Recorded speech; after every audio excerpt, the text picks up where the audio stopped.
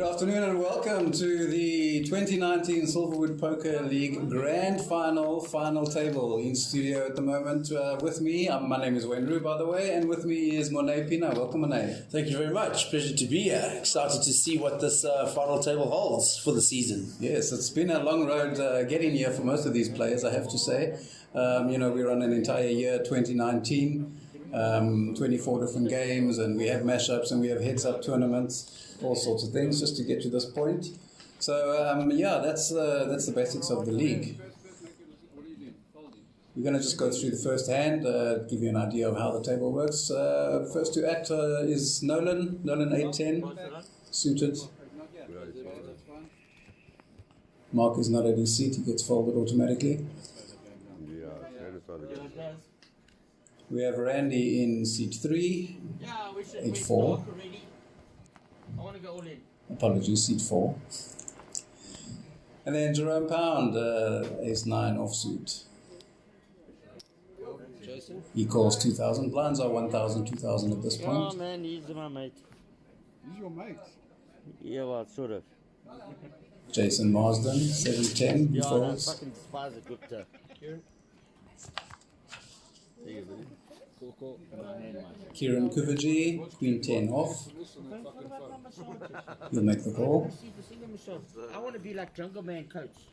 Jungle Man, I'm getting Michelle Raj. And Donovan Harris, King Don as he likes to be known. King 8 on the button. Am I doing well, babe? In the small blind, Anusha Pariachi, King 3 off. And she'll make the call for 1,000 more. Fucking flat wheel. Work on my fucking shoulders. And over to big blind, Nathan Pariachi in the big blind. Ace 5 suited. Where's Wayne? And he makes the check. So if you look on the left of the screen, you're going to see a player detail. This is a hand percentage breakdown for players that are still in the hand. At this point, you can see it's pretty evenly spread, but that's what generally happens when you have a family pot, as they call it. If you agree. I agree. Leave it on here. Quite interesting for Nathan to check that ace-5 suited there.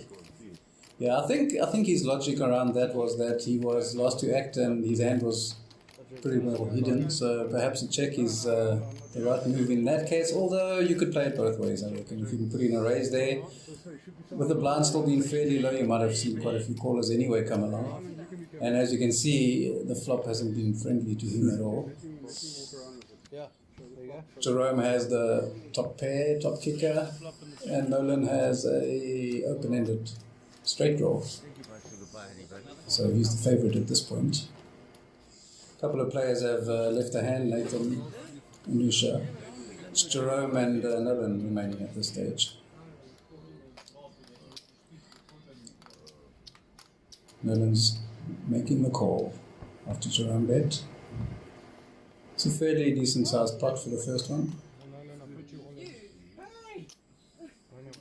Jerome betting out, 5,000.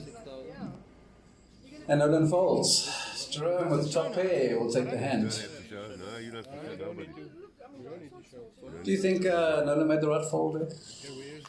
I think, judging by his outs, that he was far behind there. I think it was a good fold for him to make. Save some chips for later on in the game. Yeah, I also think he's pretty short stacked at the moment, so risking 5,000 just to find to chase a card might not be the best move at this point in the game.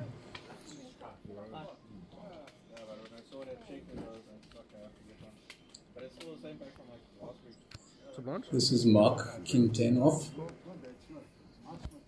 You'll make the call for 2,000. So it takes long before the flop. Randy, Queen 9, folds. That was for the big fucking boys there.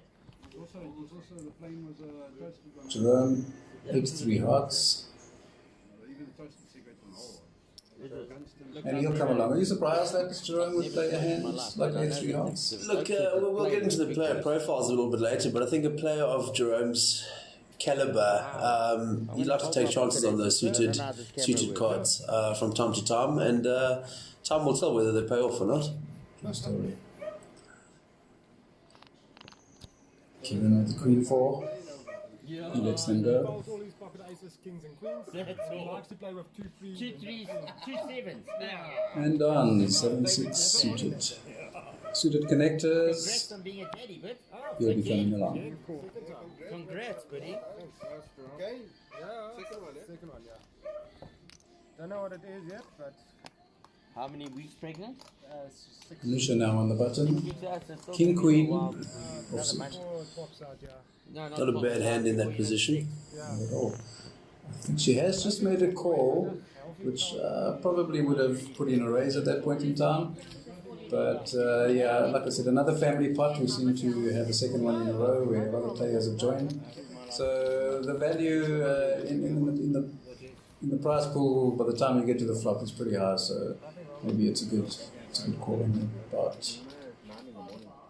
Nolan with the 10-7 hearts. I think that's my I'll check. And he checks on the big blind.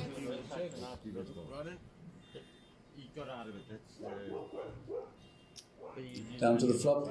If you notice, when there's a family pot, you tend to see the percentages are pretty much spread out pretty evenly. This is generally what's going to happen when you have 5 or 6 players in the hand. Even with aces versus 5 other cards, the aces, the power of the aces is diminished, and you see this sort of thing happening when you have 5 or 6 players entering a pot. So at this point in time, the king has hit. Anusha's hit her king, but so has Mark. Mark has got the weaker kicker, unfortunately, for him. Mark being the aggressor at the moment, Anusha calling with the queen kicker. Mark betting again, 2,000.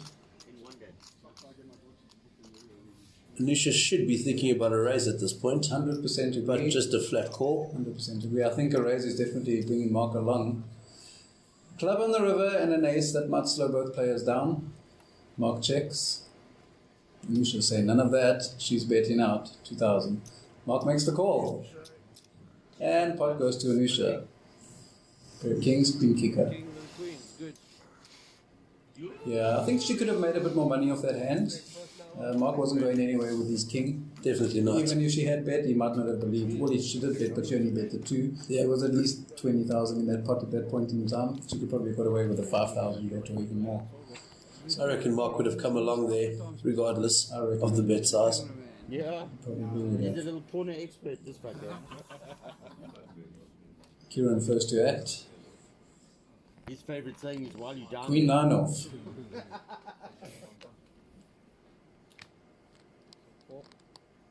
And he makes the call. I'm just going to move while I look.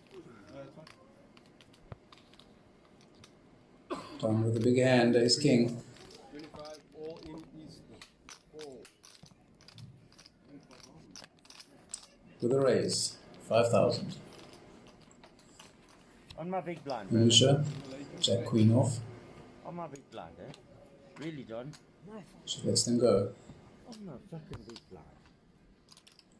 So you're gonna call it what you're moaning about? Nathan, 5-10 off. He'll let those go. So he's gonna need to three to call. Nolan with the jack 4 suited.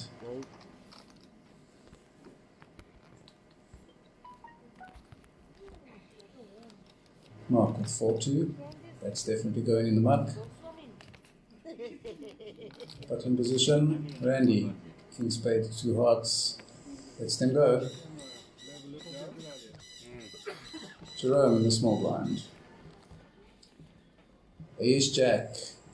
I don't think he's getting away from this. I don't think so.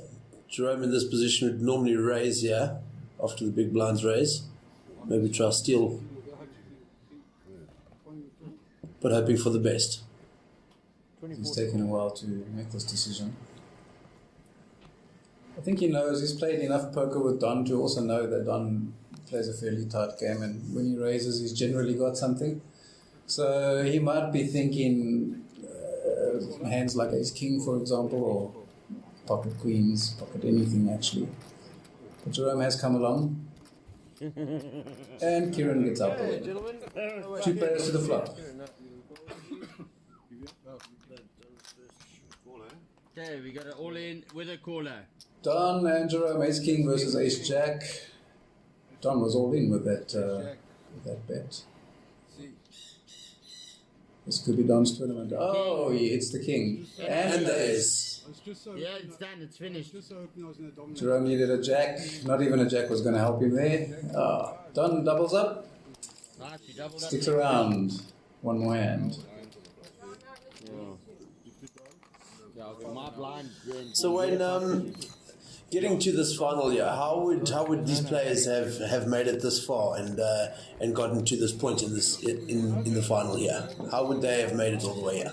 Well, the Silverwood Poker League has around 27 active members, 2019. So, of the 27 players, obviously as many as can qualify can play the final. However, qualifying is fairly difficult. We have 23 points games throughout the year. You win one of those, you get your seat automatically and 10,000 starting chips. There's other side games like the Heads Up Championship, which awards 3 seats. There's an Omaha Championship in 2019, which awarded 3 seats as well. We have a couple of charity games, which awarded charity seats. And then, so you can qualify more than once. You can win 1 or 2 or 3 games, and each game you win, you get your seat plus 10,000. So at the end of the day, we ended up with 17 players qualifying in 2019. Unfortunately, only 16 that could make the game. So of those 16, we're now down to the final 9. So basically, all of these players would have won a game in the season at some point. So technically, a tournament of champions. Yeah, 100% a tournament of champions, exactly. I think the only player that never won a physical seat was Mark Tor. Mark Tor was the wild card for the year. So the wild card is any player that on the leaderboard, because they do get ranked by points for performance at each game, and any player that hasn't won a physical seat that is the highest on that leaderboard will get the wild card, and that was Mark Tor this year, starting with only a meager 5,000 chips. But he's here. He's made the final table. He's outlasted a few players.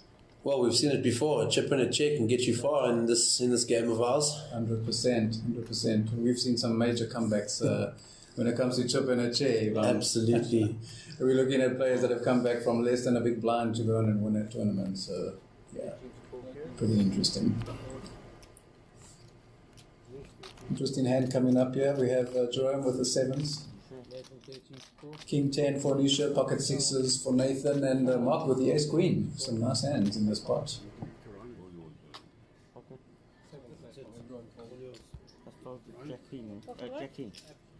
Nusha's King 10 just ahead pre-flop. Yeah, the percentages are so close on this one. Okay, sorry, I didn't realize the problem. And Jerome made the bet on the 7s, and everybody folded. Wow. Well, at that point, he had the best hand. He had the pocket 7s. He had them dominated. But with so many overcards still in the hand, you'd wonder why 1 or 2 players never came along there. Interesting.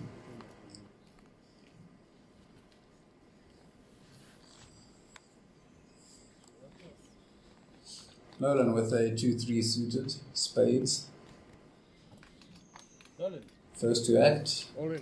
This is generally a position where you want to play fairly tightly with so many players left behind. Is that a raise? Did he just raise that? That's a raise on a 2-3 there by Nolan. Okay, so there goes my theory completely out the way. Strange bet, I'd say, but let's see if it pays off for him. Interesting. Randy's still trying to figure out Fuddling 2.0. King 7 in the muck. Over to Jerome. And we know little wee You Roger two hearts. here's already going to call it. You let those go. Did you fold?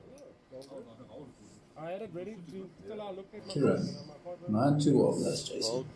Oh, apologies, that was Jason. My God, I love nobody 9-2 calls off. Jason's also known as Foghorn. We'll find out why later, I'm sure. You as well. And Don See what the first one looks like. in the cutoff position. Here's the hearts, 5 diamonds. Oh, you know what, Nolan, I'll double you. I'll call. I think Don's played many games with Nolan, so he might not have Now, you know I'm going to too much respect for his race. He's made the call. Nisha, small on the button, let him go. Nisha with a small blind, apologies. Nathan on the big blind. What's he going to do? Jack 5. Lets them go. So we have a heads-up situation. Nolan and Don. 2-3 spades, plays ace 5 offsuit. As you can see, Don, the firm favorite here with the ace. Oh, queen, 10. Oh, 10. spades are looking good. Spade draw, flush. Oh my goodness. 6 of spades on the river. Oh, apologies. 8 of spades on the river. Nolan's 2-3 spades takes 2-3 it. spades. Wow. Can you believe that? I think Don is a little bit confused right now. He might be saying, what the hell were you thinking? Nolan's counting his lucky stars after that. I actually think Nolan was pretty much all in at that point in time. He only had the 5,000 left, so with 2.5 big blinds, you're going to shove with almost anything. I don't think I would have shoved with 2-3 suited, but yeah. We've seen stranger things happen. We have. Don not looking too happy about that last hand. Yeah, luckily for him, I think there was only the one player and he was all in, so it wasn't going to cost him more than 5,000 at any point.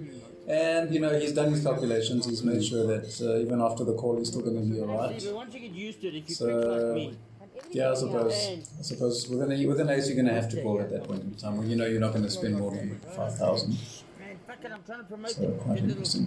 What are these chip denominations, Well, as you can see, the chips, we've got 3 colours on the table at the moment. The orange ones, denominations 500. The yellow 1,000, and the red chips are valued at 5,000 each. So, Those are yeah. the ones that everybody covets, the red ones. Well, let's hope that at some point we end up with a big situation with most of them in the middle. True story. Chips in play at the moment, 360,000 in total. That's across the table. So not a very, very deep stack tournament. A lot of players qualified with 1 seat. I think the average chip stack was about 18 or 16,000. Well, you got wild cards like Mark that came in with 5,000. Yeah, and so they average around about 18, 16, and it's not a lot of money. But that is also the challenge of the final table and of the grand final, is that you want to get to this point in the game and know that it's not going to be a deep stack, easy run tournament, even though some players would have fairly deep stacks. Absolutely. So yeah, at 1 and 2, you're looking at a starting average of about 18 big blinds, but probably a little bit more than that at this point in time. So some short stack players, and that's the end of that blind level. 1.5 mark. Welcome to level 2 of Final Table 2019. Blinds are currently at 1,500, 3,000. Yeah, blinds are gonna slowly increase throughout the day, and as they do, it puts more pressure on the players. Your stack that might have been worth 20 big blinds the previous level now becomes worth way less, 15 or 12 even. So you're going to find as the day progresses and players are eliminated especially, that players are going to get a lot tighter and a lot more aggressive. You saw quite a few family pots in the previous level. I don't think we can see as many this time around. So Kieran Kuvaji went into the final table and into the final essentially as Player of the Year and also as a chip stack leader. So he started off with 67,500 chips. How did he get to that amount? Well, Kieran obviously had a great 2019 season, winning 4 tournaments, also as well as the Heads Up Championship. He was runner-up in the Dealers Championship, and so I think by all means probably a firm favourite to win this game. 100%. Do you think being Player of the Year and a chip leader in a game such as this, where there's a lot on the line, do you think that puts a lot of pressure on a player?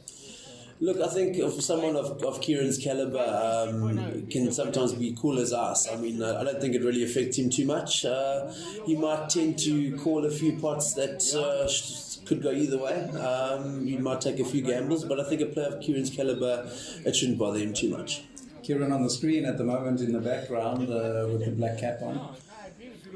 coming in and hoping to take this down. He's had, as you said, he's had a fantastic season, a fantastic year, in fact. And, based on previous years, perhaps last year, if I'm not mistaken, he didn't make a single seating round. Absolutely. This year, he's just dominated everything, so quite interesting.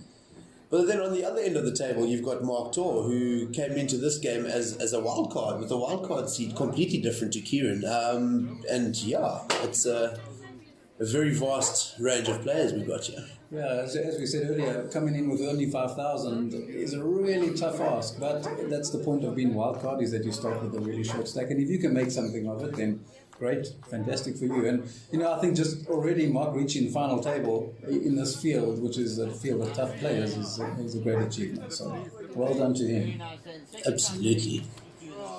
Do you think Mark not winning a seat last year was maybe due to the fact that he may be a bit predictable at times in his gameplay?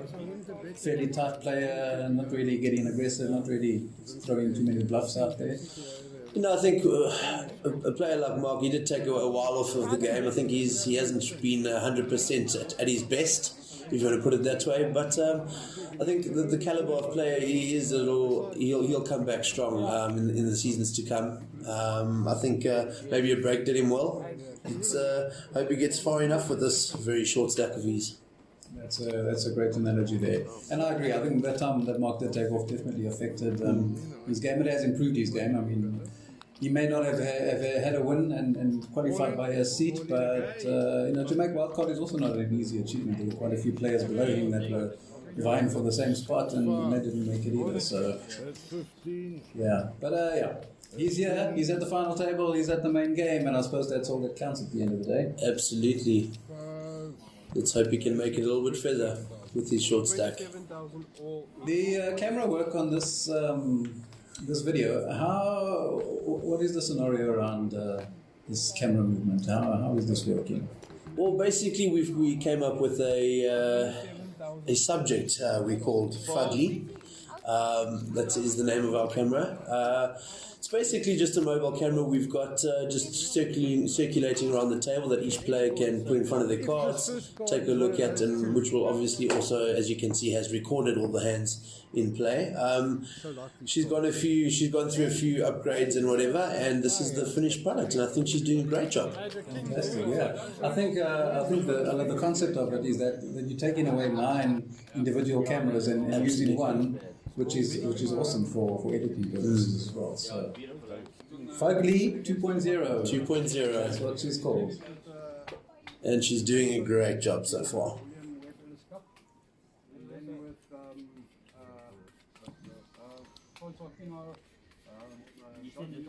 Here we've got Mark with a 5-9 off.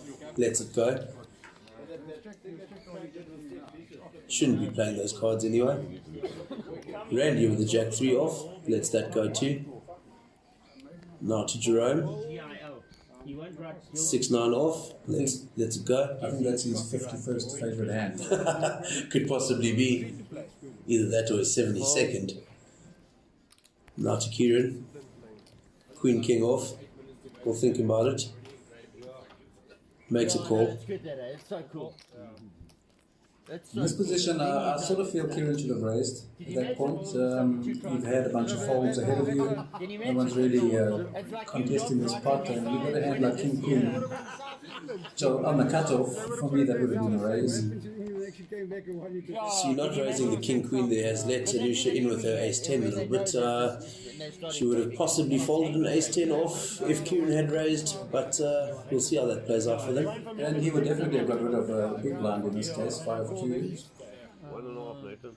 But, sorry, small blind. I got rid of him anyway. Do you think you would have called 5-2 there on the small blind, Monet? I think I could have, with no raises on the board. Nolan with Ace 3 off in the big blind. Ace 3 has been let into this hand by not raising by either Kieran or Alusha. I think Ace 3 would have folded to the raise from either player. Ace is hit Alusha, the Ace 10. Kieran's King Queen not looking so good. This is of the 900 million. 600 million goes Anusha with to the bet. Chapman, and 300 goes to the players. You should have Kieran's folded. No, he says there's more million.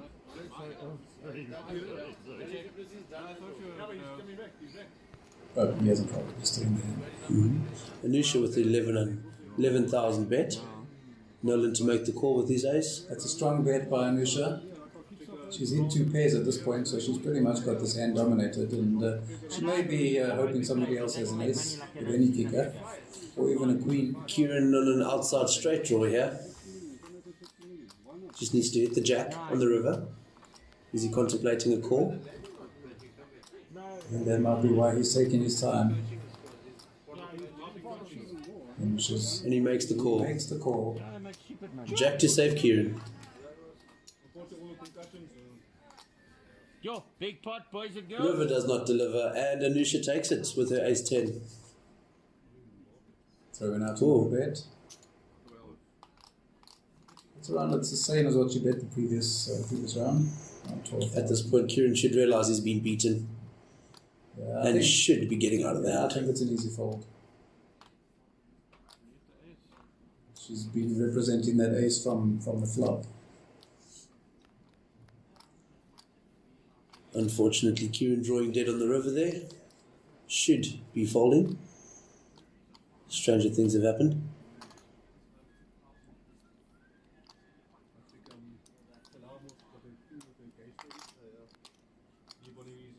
12,000 at this point in the game is a fair chunk of your stack. Fair chunk of your stack. And the only reason I'd see him calling is that he doesn't believe Anusha. That he might believe she's also missed a draw and possibly is just representing an ace. He makes the call. He makes the call. And sees that his king queen was no good. That was actually way more than 12. That was around 18,000 bet that Anusha made there. Kieran with the big stack still at this stage. Anusha making some nice profit in that hand. So, Wayne, Nathan Pariachi. Nathan is Anusha's husband. And Nathan's been an interesting player this year. He only joined us in May, so most players joined us January, so he came along pretty late in the year. Played his first game in May 2019 and secured his seat in his first game. Wow. Won that game, and I think it was quite a large field of players, if memory serves, around 27 or so. Would you call it beginner's luck? I don't think it's beginner's luck. Nathan's been playing for a long time. He just hasn't been playing in the league for a long time. So, yeah, but I think, that first win was awesome. Unfortunately, that was his only win. So he came into this game with a standard 10,000 stack. And I do believe had he joined us earlier, I know his wife, Anusha, joined us from the beginning of the year. So had Nathan joined us at the time she joined, he might have had a few more seats in his bag because he is a solid enough player when the time is right. Absolutely. I think if he took the chance and played a few more games, he could very well have an extra big stack here today. But unfortunately, at least he's got the seat with the 10,000. It's still a bit bigger than the wild card. True story. And besides that, he's made the final table, which is, I suppose, what it's all about. Once you get to that final table, anything is possible. You can have big stack, you can have short stack, and I think at the end of the day, you just want to be at that table and take a shot at that title. The title of Grand Champion, obviously a very important one for most players. Absolutely. I mean, the Player of the Year is a coveted title as it is, and then to win that on top of the Player of the Year would be great for Kieran, but there's players here that will try not let that happen. Yeah, I think Kieran has shown a little bit of weakness, a little bit of a, I don't know what you'd call it, but that call that he made might indicate that he's having trouble believing other players, and that could get him into trouble at a later stage in the game. You can see Kieran's all in here, and he's got a caller too. It's very interesting if that King Queen might have put him on tilt a little bit earlier. It's very possible. As I said, it was a large chunk of his stack that went into the pot. Mark with the fold. Randy with the 6-2 off. Gets out of there. Kieran with the pocket fives. Playing Nolan with the ace king. Are you guys ready to show cards? Pocket fives. Ace king. King. Oh, Nolan, it's nice. Kieran's 5's not looking good at all. 5 and only a 5 is going to rescue Kieran at this point. Oh, And goodness. it doesn't so happen. close. So Nolan close. takes it. Player of the year. Player of the year, and he made He a... looks a little bit shell-shocked. He does. No one would have predicted that Kieran would be out first on the final table. Blinds are going up, 2,000, 4,000. Fucking fans come in, so We're gonna book the room with 10 beds in. And you're all jumping the pool and fuck me, we could go book the whole of Palm Springs, we wouldn't have. Okay, so blinds have gone up to 2,000, 4,000. Once again, tightening blinds, the pressure's been tightened as well. We just saw Kieran bust in 9th place at the final table. Randy will fuck the dog. Still a shock. I think he's still in shock. Nobody expected that. Nathan with a good opening hand so far on this level. Pocket sixes. Probably the only thing in East London you haven't fucked on my 3 dogs. Nathan first to act. Maybe I have fucked the dog before. You would Yeah, never you're a know. walking penis, you. In your And mama, he makes they the call. fuck anything, donkeys and all. You still do. The world. Nolan with 9-10 of spades. Suited connectors. You know, Randy reminds me of like this. Remember George Carlin, that comedian? No, I know George Collin. Mark with king 2 diamonds. Gary. Yeah, Randy isn't. Yeah. Off to Randy. 7-2. Let it go. Yeah. Jerome with king jack off. Jerome's never letting that one out of his set.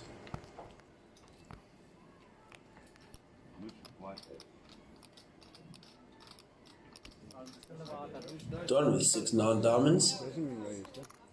Jerome's 51st favorite hand. Don in the small blind just makes a call. Anusha in the big blind. Ace 5 off. We'll check. And we'll see a flop. 5 players to the flop. This stage Jerome is ahead. And that changes. Nolan has the top pair. No, middle pair, apologies. Jerome with an outside straight draw. Nolan makes a bet. It's not a nice flop for 6s for Nathan. Yeah, he has to let them go. 3 overcards, definitely not something he'd consider. Jerome making a call with an open-ended straight draw.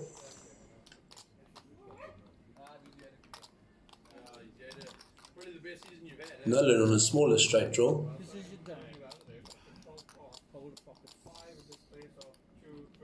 Nathan lets his 6s go. It's a nice pot.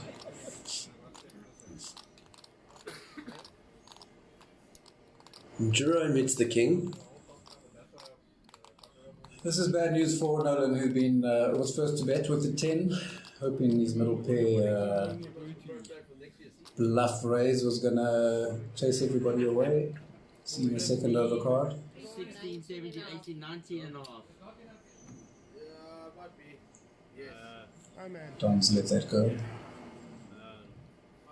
And we have an all-in. This is Jerome, all-in. Folded by Nolan. Jerome made the right move there, I think, hitting the king on the turn. I think so. I think Nolan knew that his 10 wasn't good enough there. And, Jerome short stacked as well, so looking to double up, and he's done more than that. Back in the game. Speaking of Jerome, Wayne, let's take a look at him. What are your thoughts on Jerome? Well, Jerome is an interesting player. He had 2 wins this season. Starting the game with a 20,000 stack. He was obviously last year's grand champion, so he knows what it's like at the final table. He knows the pressures involved in trying to achieve that goal. And, to be honest, I think players have been pretty scared of him in most cases, knowing that his level of skill and his years of experience really do count, especially in games such as this caliber. Absolutely. Would you reckon that he was probably the biggest threat of the day? I think Jerome is in his own right a wild card with these types of games. He either burns extremely hot or he fades out very quickly. That's just his style of play. He likes to come in aggressive and he likes to either double up or bust. That's been his game plan for many, many years. So dangerous to see him with a big stack. Yes, he's definitely a threat at this competition, and definitely I'm sure other players have noticed that, and other players are taking cognizance of that. You might see that as Jerome's stack grows, players might start tightening up a little bit more, just knowing that he's going to become fairly aggressive.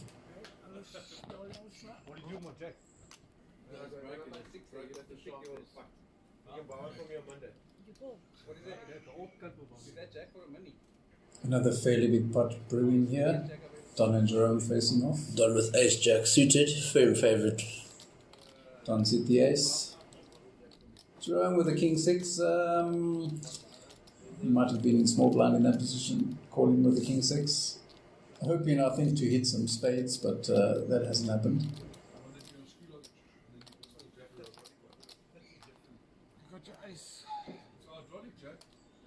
In this position, you would be thinking Don would be sitting with either an ace, ace jack, ace king. If you were Jerome, that's what you would be thinking. So you wouldn't be trying to bluff Don off the hand. And that's exactly what's happened. Don's made the bet, Jerome has folded. I think that's a decent fold, but that's what we expect from a player like Jerome. He's not going to be chasing second pair and risking his newly found stack. On the camera, he has to. So as we go into the next hand, we mentioned the charity games earlier, Wayne. How important is it to give back to the community, and to tell us about the charity games? Well, you know, Silverwood Poker League, we've been associated with various charities over the last few years, sometimes in conjunction with other people like the Round Table. And we've supported quite a few different types of charities. We've done fundraising for children with diabetes, we've done fundraising for children that have been orphaned, we've done fundraising for animals, for places like Forever Homes and Forever Fixed. And, you know, the Round Table's been our partner in this a few years in a row. We've now this year sort of decided to break away from charity raising with other companies. We feel that we are strong enough to do it ourselves. So yeah, we've had some changes this year as far as charity is concerned, in that we started giving away charity seats. We have an all-in. Mark all in with the ace jack of clubs. Just so the viewers know as well, when the light goes fairly green, we have an all-in light at the Silverwood final table, and so we sort of know already in advance that somebody's all-in. Just adds a bit of ambience to the scene. Don on the button. How much is that all in, by the way? Nolan looking like a bit of the Hulk there in the green light. No, it's not mine. Don makes a fold. The bottom jack is mine, yeah. Mark hoping that he gets a walk here with his ace jack suited. His work is because Nolan supervised, eh? You fucking knob. And you should say go. Nathan to act. King 5 off. There's a blue and a red on this. Makes a fold. You see that there's two. One player left to act. Nolan. Nolan can stop this. Take off the one wire and connect it up to the other. Nolan with spades again. 7-6, suited again. Seems to be loving the spades today. That's about 11,000 all in. Nolan's in for the small blind, which is... No, he's in for the big blind, eh? No, he's in for the small blind. In for the small one. Mark all in on the big blind. Yeah, that's 10,500.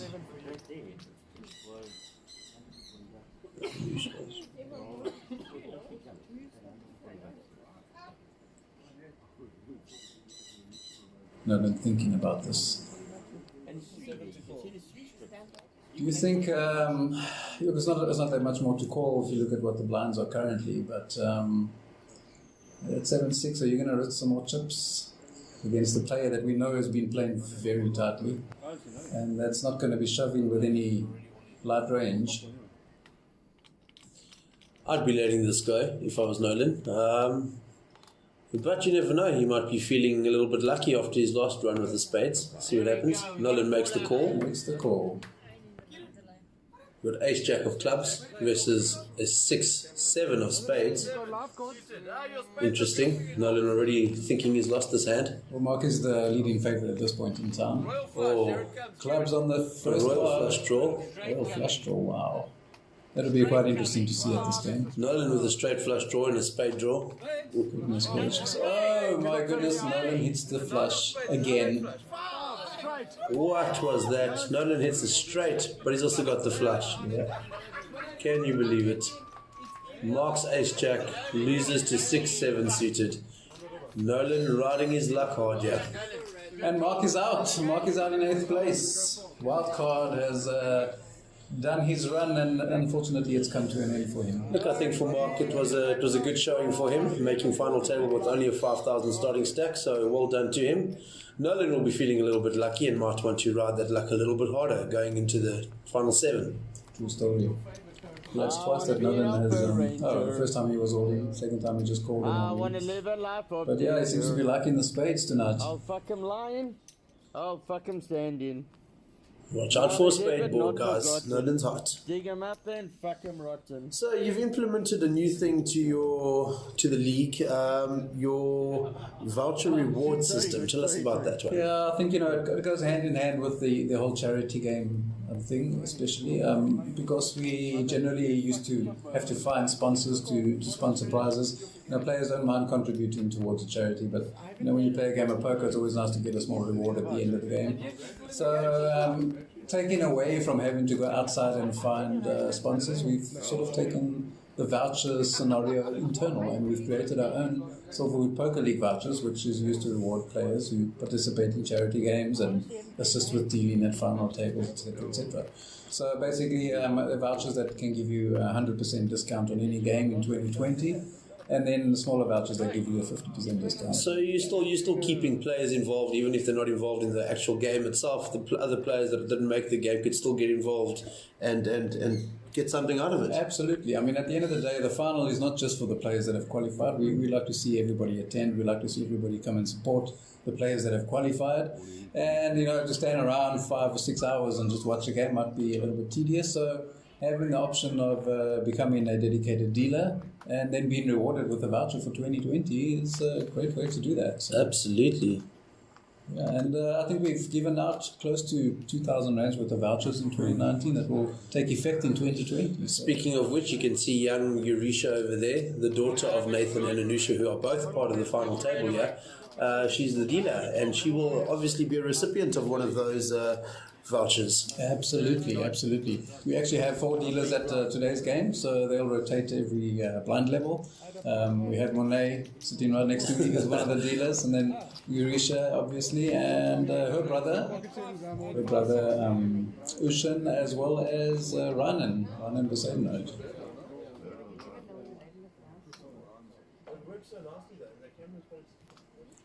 So we're down to 7 players at this point. Hey, Nolan, I can see there's Nolan. When the field reduces, you're going to find that the hands are going to start opening up a little bit wider. At a 9-player table, you can sit back and play fairly tightly, but once you get down to 7 and 6s and 5s, you need to really start opening up your range just to take advantage of the blinds.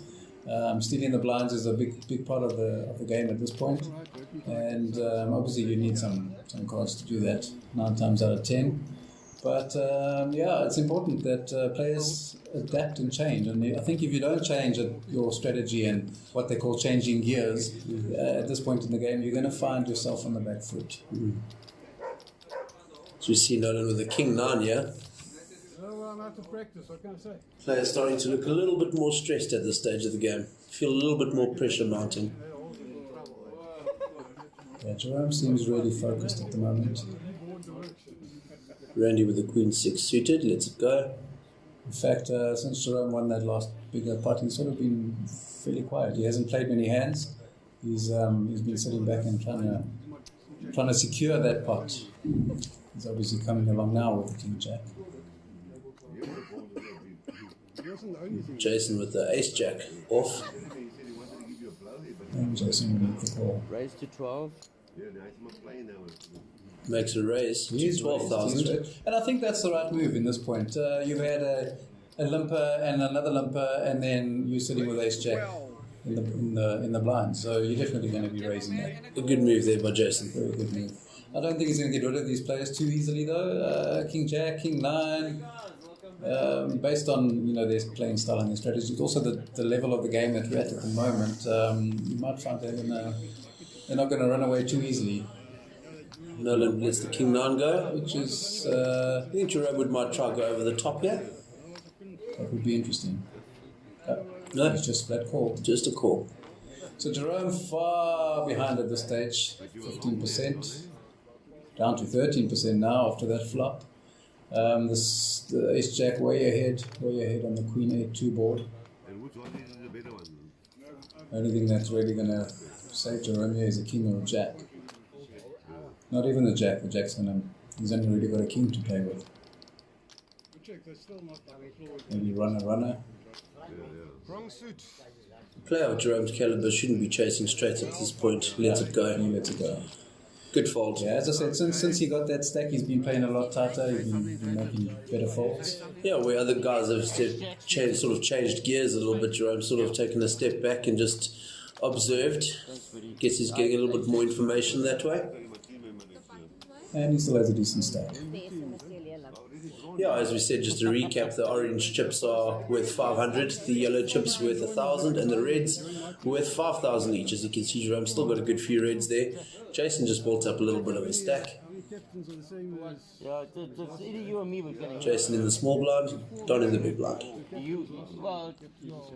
Anusha first to act. Ace Queen off. Early position, Ace Queen. This should be a raise.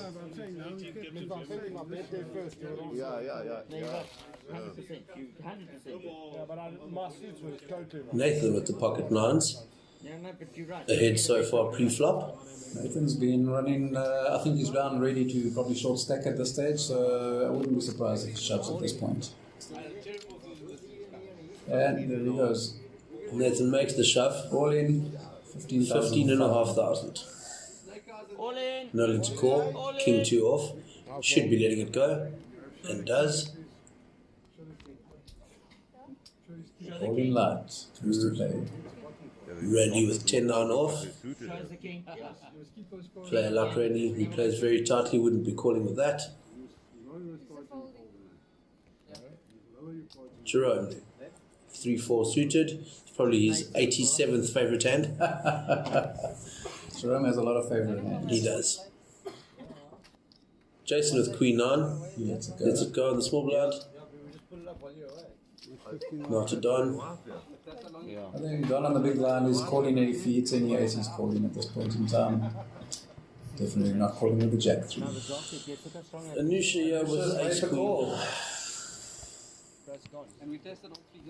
Well, she hasn't yet, but she's thinking about it. Anusha with ace queen off. It's going to be really hard to let this go. I don't think she's going to fold. She's already in for 4,000. Nathan's in for 15.5. She's still got a decent enough stack to afford a call and lose. I think what might be holding her back is her husband. But she makes the call. She makes the call. Husband versus wife. All in for Nathan. His game is on the line. I suppose if you're going to go out, you might as well give your chips to your wife. Absolutely. Not that it was planned that way. With Nancy, he was always shoving. So Nathan to show. I didn't take anything because I was out of the hand. Seems to be some confusion about the change that was taken. It's okay, they're married, they'll get it anyway. There we go. We're ready to open up. Okay, good luck to Nathan. Nathan in for all of his chips. So far ahead pre-flop with these pocket nines. Anusha's going to be hoping for a queen or an ace. It's a big race. Ace, queen, nines. Nathan is ahead, as you say. First card is a 6. Nathan's still good. Oh, and Anusha's ace. That's And the queen. Oh my goodness. That will secure Nathan's fate for now. These flops have not been kind to the all-in players. They really Flops haven't. have not been kind. We have a player out. Player out, Nathan. Well 2 done, pairs Nathan. takes a pair. And just like that, we're down to 6 players.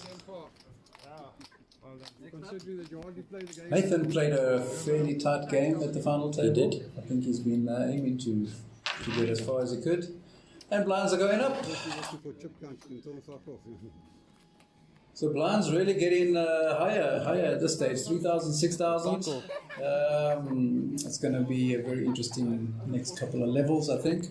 The pressure is definitely on for players.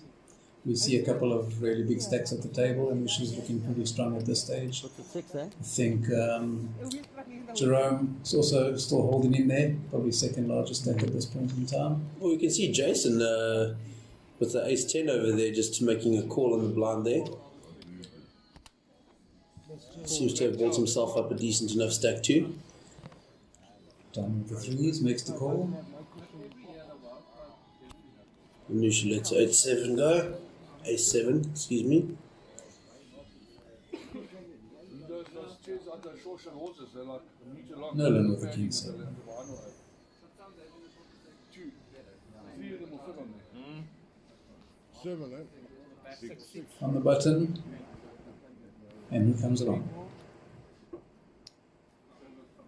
Come on, pocket aces. Randy with the 9-10 of diamonds. In the small blind, that's a really good hand, strong hand. I might even have put in a raise there myself. But Randy just makes the smooth call. Jerome in the big blind. Queen 6 suited in the big blind, not too bad. Check a free flop. Field check.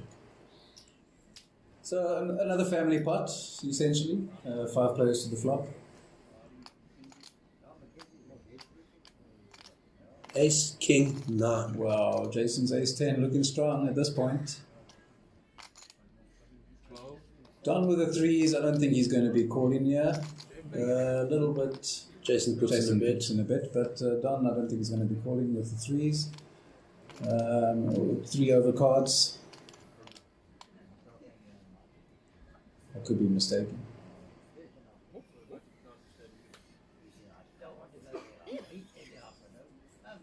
Taking his time on this one. I think Don might be considering chasing river. Yeah, we never know what these poker players think half the time. A lot of the time they'll fold those cards, as he does. He does. It took him- Sometimes we'll make hero calls. It was unusually long for Don to consider that hand. Absolutely. Nolan lets the king middle pair go. And Jerome will take it down with that bet. Jason. Jason shows his ace. Yeah, personally, I don't enjoy it when players show their cards, especially if everybody's folded. No, it's good to, obviously, you're giving away free information that no one paid for. I mean, why should you show them? 100%. And you know, there's a time to show, in my view. There's a time to show a hand, and there's a time not to show. And most of the time is a time not to show it. But me personally, I wouldn't have shown that hand. Excuse me. Now we've got Jason making a mess of his chips on the table, with Randy in the big blind at the moment. Or is it Jason? I think Jason's in the Jason in the big He's blind. first to act, yeah. Yeah, we've got Don. Don first to act. 9-7 suited, lets it go. Wow, that's an unusual fold for Don. Anusha with 8-5 suited, lets it go. Off to Nolan. Queen 10, off. I call. Makes a call. Randy with the ace-10 of hearts. I think that's the best hand he's seen in quite a while. He's been folding like a full-service laundromat for the last 2 hours. Jerome with the queen 9 of hearts. Randy ahead so far. Jerome's made the call. Jason with the Jack 3 will be letting it go. No, he's big blind. I'm sure he'll be checking that. So Randy, the firm favourite in this hand, ace-10 hearts. It's a really strong hand. He was on the button. He could even have put in a bit of a raise there, or he could have shoved just to get. I think he's pretty Oh, sure. he's got 2 hearts on the flop. Looking good. Flush draws. We'll see the odds for Jason and for Randy are pretty much the same. Jason hitting the jack, second pair. And Randy does shove. Looks like 20,000. About 25. No, it's 3 red, so 20,000. 20,000. 20,000 all in. 20,000 to Jerome to call. As you can see, we have an all in. Jerome with the gut shot. He's looking for the 10. He's been playing fairly tightly. I don't see him suddenly changing his strategy and becoming a chaser at this point for 20,000. In this position, you wouldn't be calling a gut shot draw anyway. You never know. We've got some Mavericks here that are brave enough, but a player of Jerome's caliber, I don't think would be calling this. He is taking his time. He's taking his time. I think he's more... He might not necessarily believe that Randy has hit anything at this point in time. You know, Randy is short stack at the table. He might just be thinking this is a ploy to take the pot and save himself. And with middle pair, you know, that might be something he'd consider. Someone as tight as Randy shoving, though, should sort of deter Jerome a little bit. But as you can see, he's still deciding.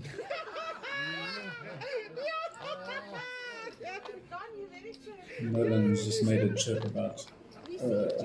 Don's made a chirp about Nolan looking like Shrek in the green light. I don't think he appreciates that too much. Don, you're a knob. Yeah, it's a gut punch. Below the belt. Yeah, that's a dirty fucker. Where's my drink? Do you believe that Jerome has made the call? Fancy, you got my It's up to Nolan. Nolan lets it Nolan go. lets it go. Randy Jerome's made the call with the gut shot. I actually can't believe that. That's very out of character for him. Randy with the hard draw, but Jerome is ahead at this point. No, apologies, Randy's ahead. But if you get it, then... No. 9 on the turn. Giving Jerome a little bit of equity. He's hit the pair. Randy's still looking for the Jerome flush. ahead. Oh, queen on the river, but Randy hits the straight. Randy hits the straight, all in on the river. Randy doubles up. Saved by the river, wow. But, you know, with the nut flush draw, I'm also shoving at that point in short stack. Randy also a firm favourite of the believing in the river will deliver. Very true. And pays off for him there. Yeah, and you know, surprisingly, Jerome has just been crippled with that call. I don't think he made the right decision there, chasing that gut shot.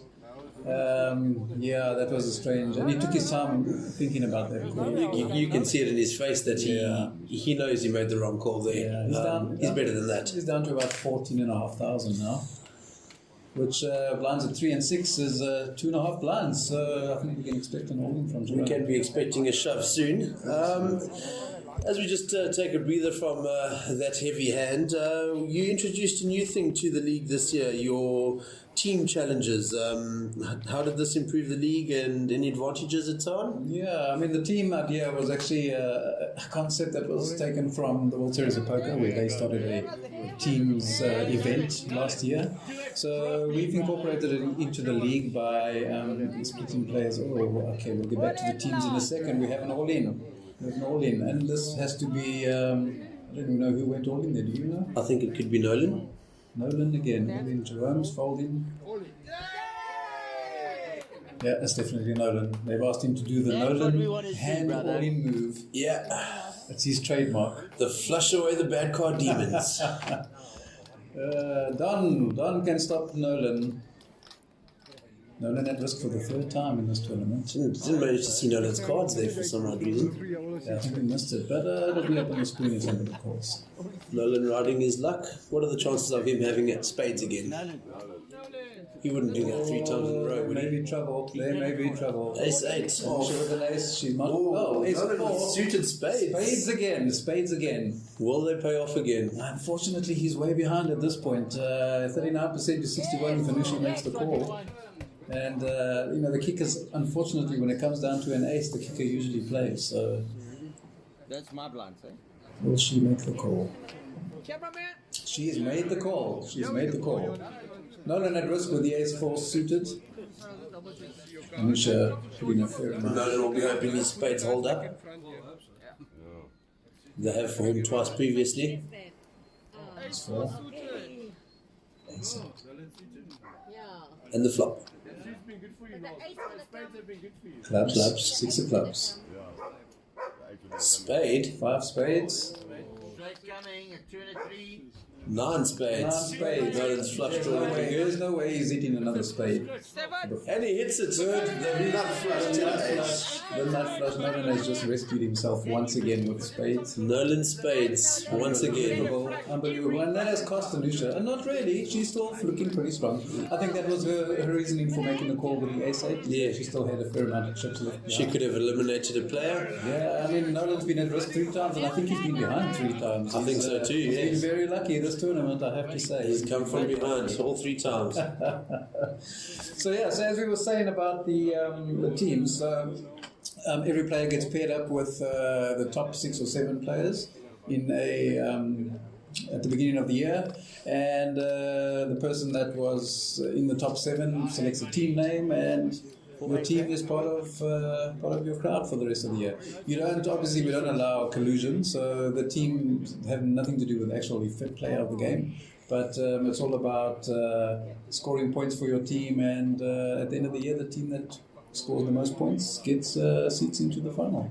So Anusha's team actually won this year. Her team was All In Never Lose, and she was paired up with Steve, who has already busted before the final table, and Romano, who unfortunately couldn't make the game. So yeah, that's how the teams work. And I think it adds a nice dynamic to the game, in that, especially when you get new players on board, knowing that you're part of a smaller group that can guide you and coach you and teach you. So yeah, I think it's been good for the league, and it'll continue into 2020. It's a very good improvement, and obviously it helps the guys that are in the teams that haven't secured a seat in the final yet if their team does make the top 2 or 3. You know, there's always that outside chance that you're going to get a seat even if you haven't secured a seat. And, you know, for us, yes, it's about achieving and reaching the final table, but also it's about promoting the game and getting new players motivated and keen to come back the next year. So, yeah. We have Jason and Don facing off here, pocket 3s and pocket 4s. 3s versus 4s, interesting. Don ahead. But stranger things have happened. Yeah. Don has put in a fairly big raise here, and Jason's going to let it go.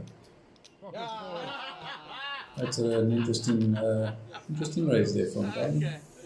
Not looking to see the flop, just wanted to get rid of Jason. I'm sure Jason won't be impressed.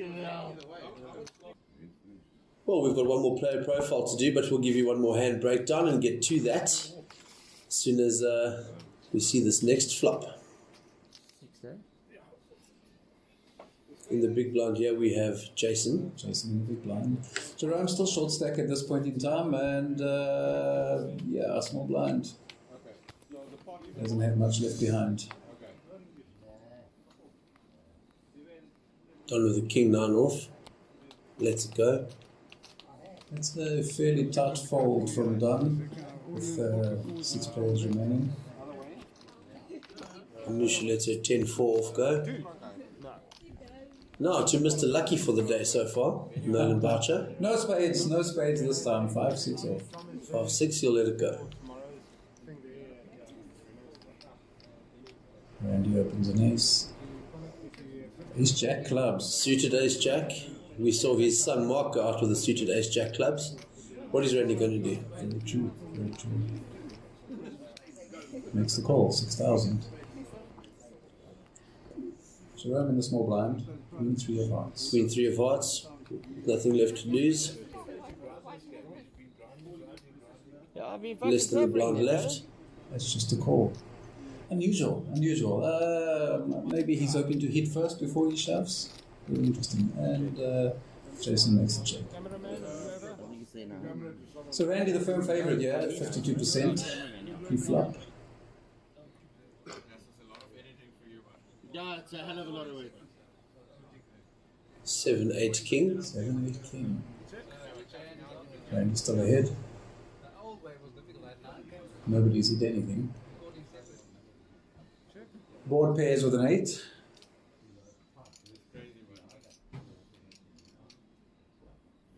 Check. Oh, Jason makes a bet. 6,000. Jason with a 6-3 hits absolutely nothing, making a bet to steal the spot, and he does just that. What a play. What a play by Jason. Called by Randy. Oh, apologies. He was Randy called. makes a call. Randy made the call. Another king. What is Jason going to do? What is Jason Surely is he going to be brave enough to try and take another steal at The the thing spot? is, if you're going to start stealing and you have to control. Jason tries to steal. Randy Randy calls with nothing. High card ace. Jason knows he doesn't have it. Randy's got it. That was an amazing hand. Amazing hand by both players. I think Jason made the right call there. It was check, check, raised. And Randy, unbelievable call. Blinds are now 5,000, 10,000.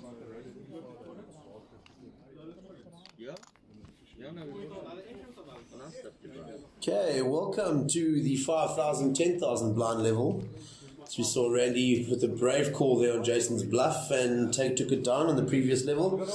Yeah, that was an amazing call by Randy. I do think that he must have had some sort of read on Jason to know that Jason had air, and to make the call with just an ace high on a two-paired board, very, very brave. But he might have been thinking, worst case, he's going to split the pot. So, great call by Randy. Great call.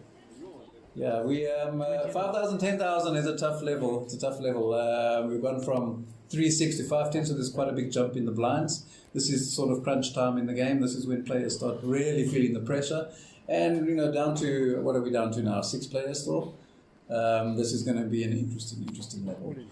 Don with pocket aces. We haven't seen those yet. No, we First haven't. time. Be interesting to see how he plays them at this stage of the game. Let's hope he gets some action here. It looks like He's all in. All in, yeah. He's all in with the aces. Nolan. 2-3. Unfortunately, the threes are clubs, so Nolan won't be calling. Yeah, if that was a 2-3, Don would be in so much trouble right now. 2-3 spades.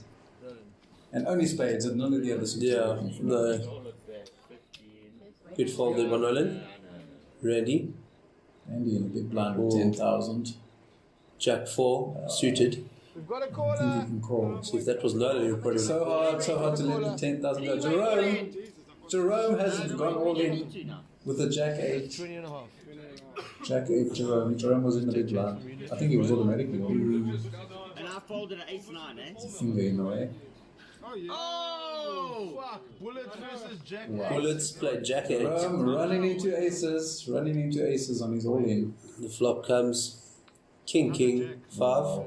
Jack hits the Jack, and Jerome's got Not it. good enough, not good enough. The aces hold up. Don's aces hold up, and Jerome. And how often do we see aces crack like that, especially on a flop like Very that? often. Look, Jerome had no choice. I think at that point in time he was crippled with his call earlier, and he was just really waiting and biding his time for that hand, and it's come and it's gone, and Jerome out in 6th place. Look, I think he did well. Very loose in the beginning, tightened up, and I think he just unfortunately ran into a very, very monstrous hand. Well read there, but well read.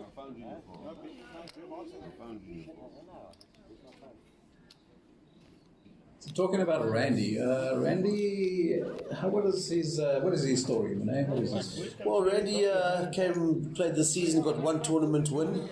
He also got another additional seat with his 3rd in the mashups, which we probably will discuss a little bit later on.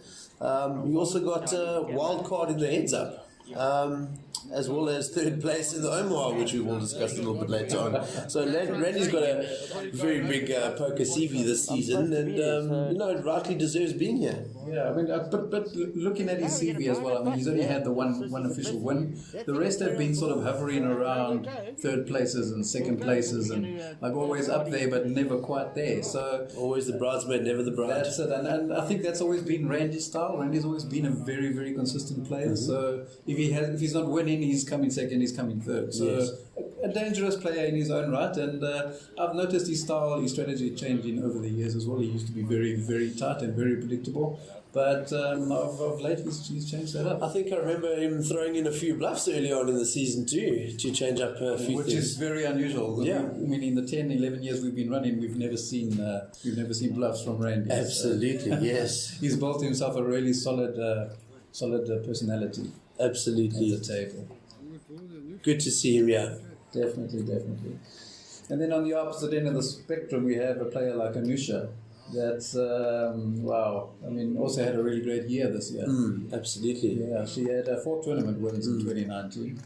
Yeah, she had a very emotional first victory of the year. We've had one of our past players who unfortunately lost his life in the beginning of the season, and we had a special tournament just for him. And Anusha, being a good friend of old Doc, who passed on, won that tournament. So a very emotional win for her. Right. And then she added another 3 during the season. So Absolutely. yes. Yeah, no, she's had a great one. And she came third in heads up as well, the first heads up session of the year. And of course, as we mentioned, her team, All In Never Lose, which was one of Doc's favourite sayings, her team won as well. So, Absolutely. in a way, Very, you could very say, fitting. You could say she's played this year for Doc. She named her team after his favourite saying, and she won the first game, which was in memoriam of him. So, fantastic. And yes, she sits in the final 5. Yeah, amazing. And we all know she has the ability to take this down. She does indeed. Absolutely. We've got Nolan here with pocket 9s. Interesting at this stage of the game. No, no. Leave it alone, no. 10 grand loss. Nolan? What is Nolan doing? Okay, it's all in, guys. We all know that pocket 9s are Nolan's favourite hand. Let's just do this. Randy, with one of Nolan's arts, decides to let it go. Nolan is all in. Nolan is all in, and players are calling for the trademark Nolan voucher, all in gesture. Will he give it? There it is. Nolan is all in with his 9. Chase away the bad poker demons. This is his 4th all in this final table, and can he sustain? Will he continue breaking that bank? It's quite interesting to see what happens here, seeing as Randy, who had one of Nolan's arts here, has folded. That gives Nolan even less of a chance. And Don can stop him. Don with a 10-3. Don't think he'll be making the call. Anisha's in the big blind. That was Don in the small blind. Alicia in the big blind, would you be contemplating a call? Do you think any ace is calling at this point in time? Or Queen 3 suited? Should be letting it go. Nolan's in for quite a fair bit more than her big blind. Yeah, she's let her go. Nolan gets a walk with his favourite hand. I think Nolan wouldn't have minded a call at this point in the game. Pocket 9's probably one of the stronger hands he's received at this final table. Well, it's probably the best hand he's gone all in with out of the 4. So, yes, absolutely. And blinds are up, 8,000 and 16,000. Handles, you know the rules better than anyone. Come on. Why did you call your country? So blinds have reached 8 and 16, and that's very high blinds. If you look at, we had initial starting stacks on the table of about 360,000 in total. At 8-16 and 5 players remaining, you don't have very many deep stacks at all. Looking at the table at the moment, Jason looks pretty strong. Jason and Don. Alicia's still recovering from an earlier mistake. Okay, Nolan is Queen 10.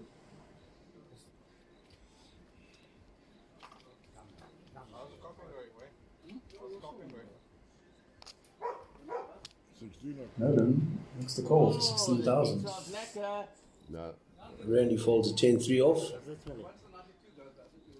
To Jason on the button.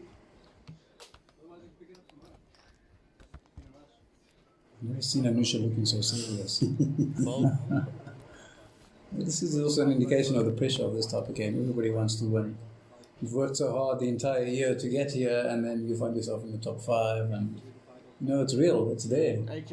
It's within reach. Where are you going to watch the fight? Don with 8-9 off.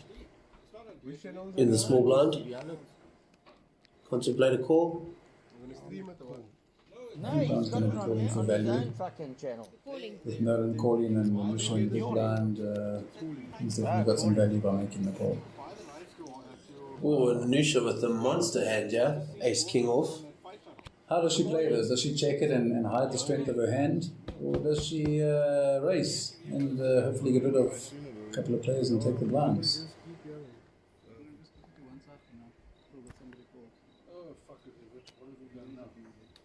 So she's made the call.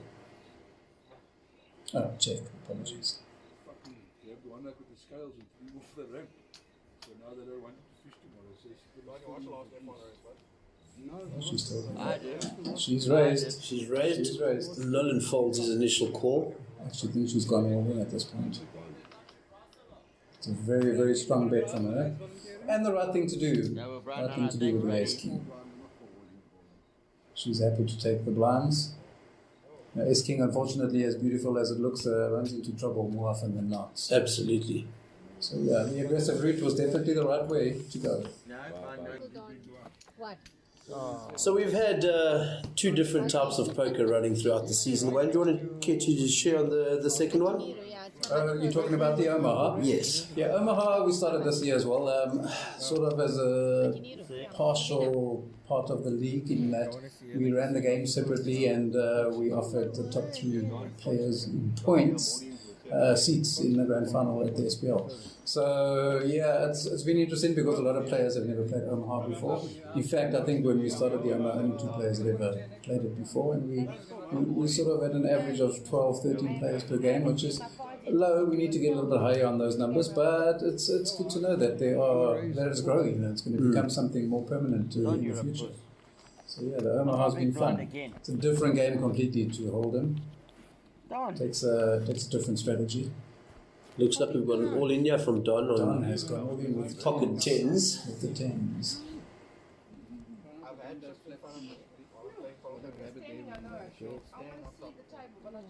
Nolan with 3-6. If there were spades, I'm sure he'd make a call. And he lets them go. This stage of the game, with 5 players left, tens are pretty much as good as it's going to get. So what are you going to do, brother? It's another I think he's going to have a challenger. Jason with the king 5. And he lets them go. Don gets a walk. So it's the right way to play that hand. He realizes the blinds are getting extremely high, and he realizes that what's happened? Somebody made a call. I think he has got a caller here. Did he miss that? Who made a call? I don't know. So just give me 2 there.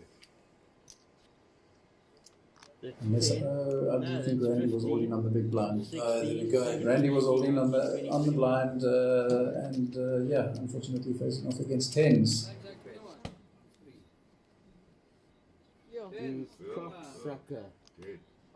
Randy all in.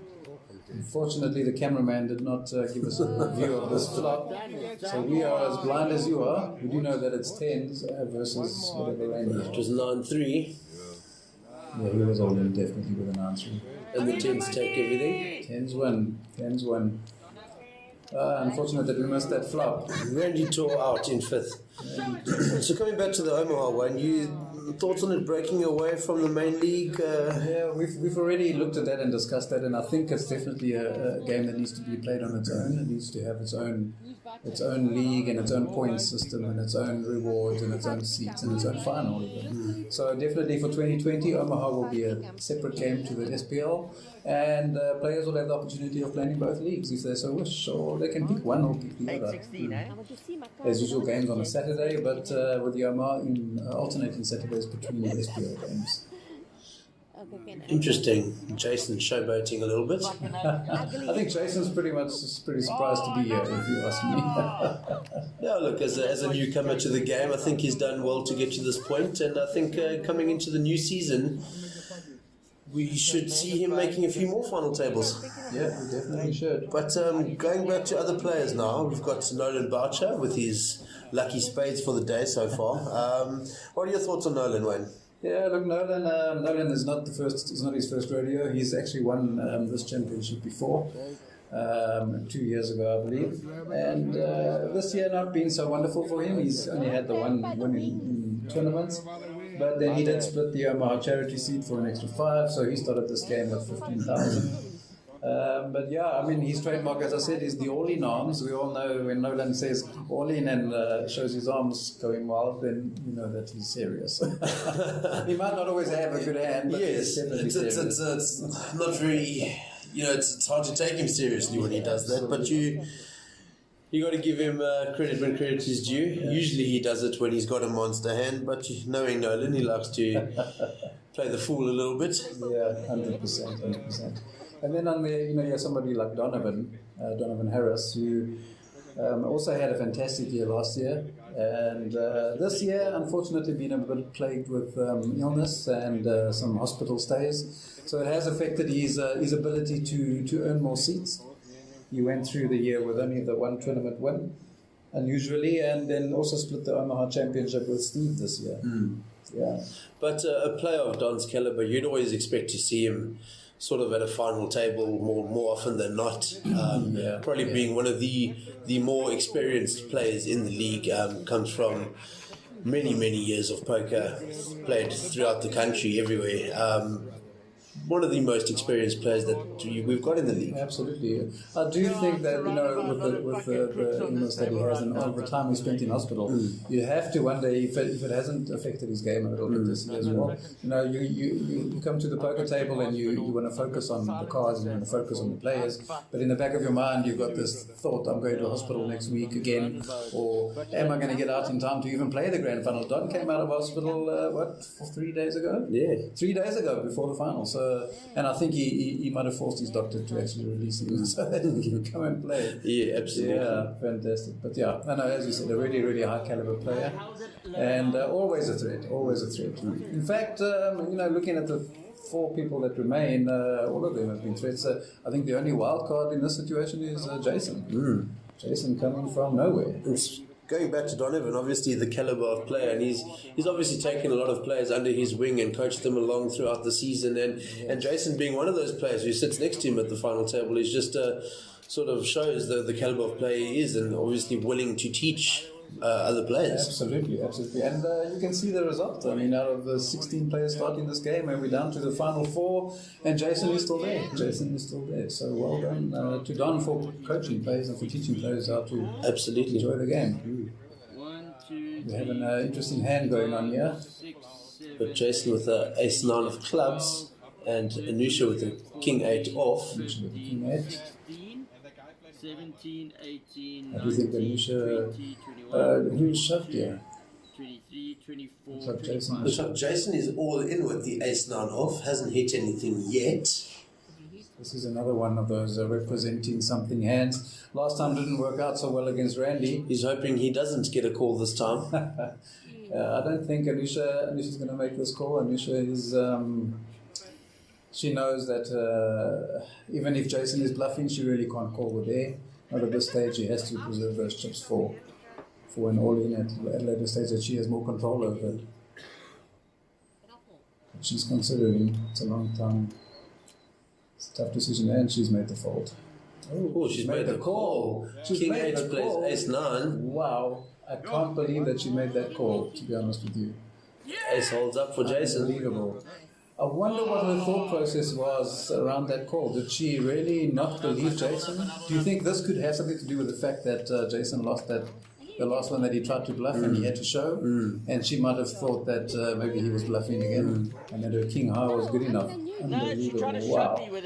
Jason this time getting away with that bluff, and Anusha unfortunately feeling the pinch. I think he may have crippled her in that hand. Yeah, she's got a lot of chips, but they're all the small denomination chips. Still 10, 20, 50, around 50,000 left in her stack there. Not a bad stack, even despite losing that hand. Yeah, she's left with about just over 3 big blinds here. Even though it looks like she's got a lot of chips, so just bear in mind that the oranges are worth only 500 and the yellows worth 1,000. This is true. Therefore, yeah, she will put her back on about maybe 4 big blinds. So we'll be probably looking at a shove from Anusha soon. Yeah, unfortunately, I do think she's going to look back on this hand and she's going to wonder if she made the right decision, and she's going to know she made the wrong decision. Bluffing or not bluffing, I don't think you can risk such a large percentage of your stack. On essentially what is a high card call.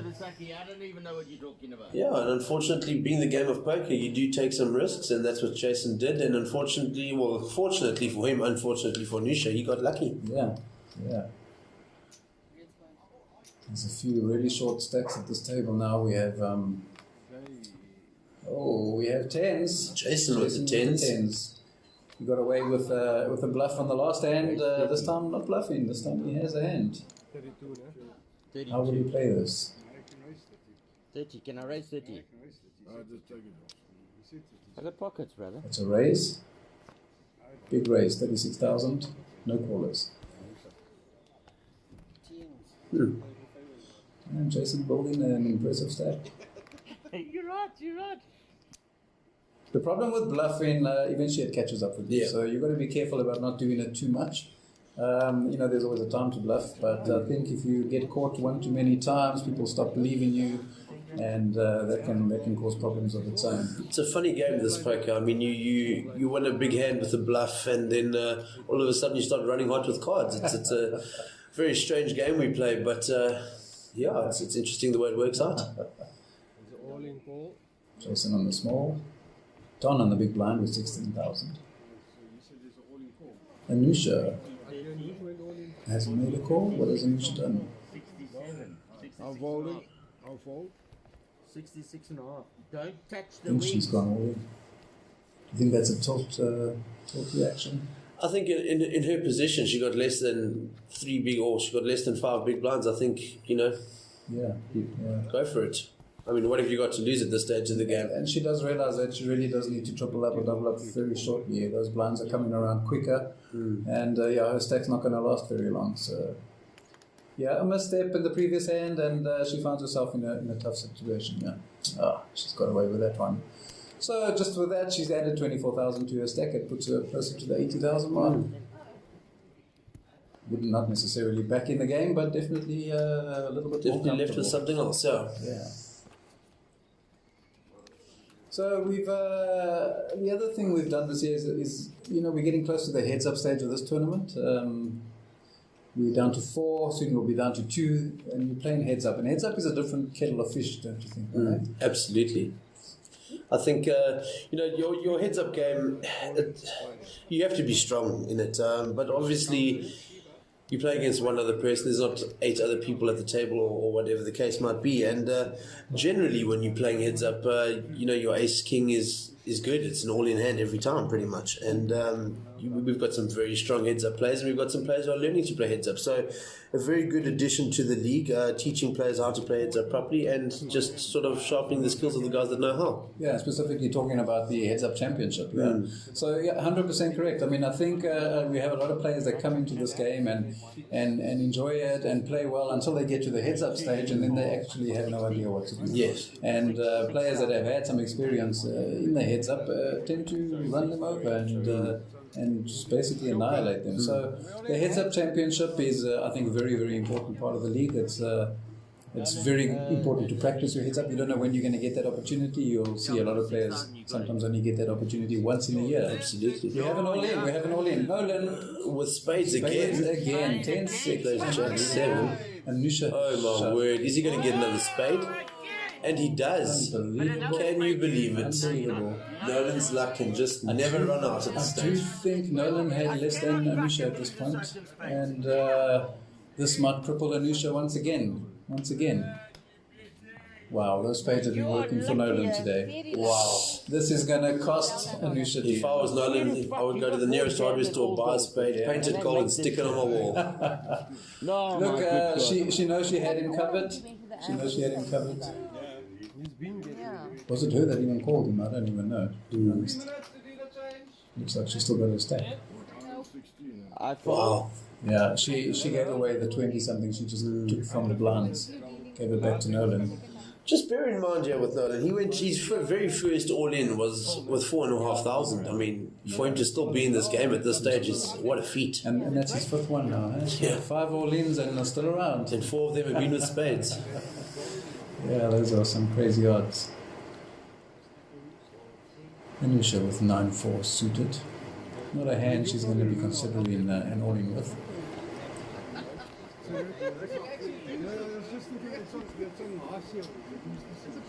He was actually South African, or And she makes the call. Nolan with king, queen of hearts. Anusha way behind at this stage. Anusha, Nolan has gone all in. Nolan is all in, king, queen of hearts. Anusha, small blind, she had to make that call with a 9-4, obviously hoping to see some hearts on the flop. It's really unfortunate for her, especially the fact that she's just lost a big portion of her stack to Nolan. And now she's made the call. She has made the call. I think out of desperation more than anything else. Yeah, absolutely. Yeah, I think she's hoping She needs a bit of luck here, but yeah, she's looking at 2 other hearts and they're both over cards. She's not looking good at this stage. Not looking good at all. 75% for Nolan. Oh, and Nolan Nolan hits the hits king. the king. That's it. Game over. Game over for Anusha. A couple of missteps at the end there, and I think she'll be analysing her game and coming back with a vengeance next year. But well done on a 4th place. That makes she's in the money. She's in the money. Randy took the bubble. She makes 4th place money, and I'm sure she'll be not 100% thrilled with that, but at least happy that she's made the money. Yeah, like I said earlier, it's a funny game. She's still in the game. She still has chips. Hanging on, barely hanging on. Yeah, Nolan. Just shows you how close her and Nolan have been in chip stacks. They've both been up and down between short stacks here. So, okay, she is really short now. I don't think she even has enough to. She's got, probably just maybe even a blind if she's lucky. But she's landed on the button, so she's got a bit of time, and she's probably going to be making a move very, very soon. Nolan getting some help stacking his chips here. He's got quite a lot of them. Bear in mind they are all mostly the smaller denominations. Yeah. Nolan in the small blind. Jason, big blind, 16,000. Don first to act.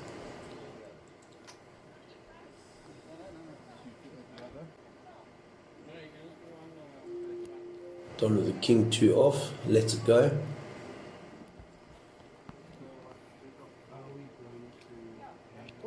Anusha with ace queen should be shoving in this position. She is shoving 1 million times out of a million.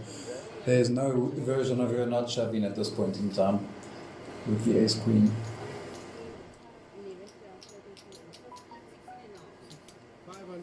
Interesting one here for Nolan in small blind. Jack 5. Yeah, with a player behind, he's probably not going to come along. Knowing Jason's been fairly aggressive of late, so he might find him letting us go. Yeah, he lets it go. So it's up to Jason for an extra 500. I don't think he can fold. He's never folded. Suited ace 8. An ace. Definitely not going to fold that. Definitely not. Making the call. And we have an all-in again. Anusha at risk once again.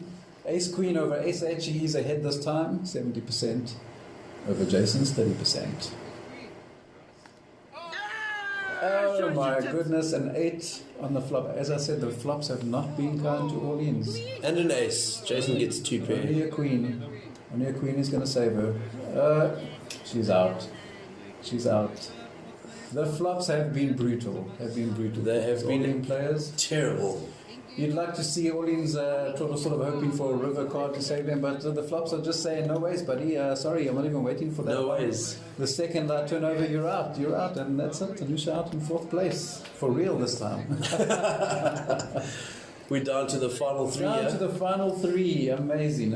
And blinds are going up. 10,000 and 20,000 going up straight away. So yeah, now we are done and we have the stacks. Jason, chip leader at 180,000 at this point in time. We have Don on 90 and Nolan on 90,000. Would you have expected to see Jason as chip leader? Three players left in the game? At this stage, I would never have expected that, but well done to him. I think he's improved a hell of a lot since we first started playing, and he deserves to be there. Absolutely, yeah. And with a 2-1 chip lead over the other 2 players, it's all going to come down to how he's going to play the next few hands, and if he can take advantage of that chip lead.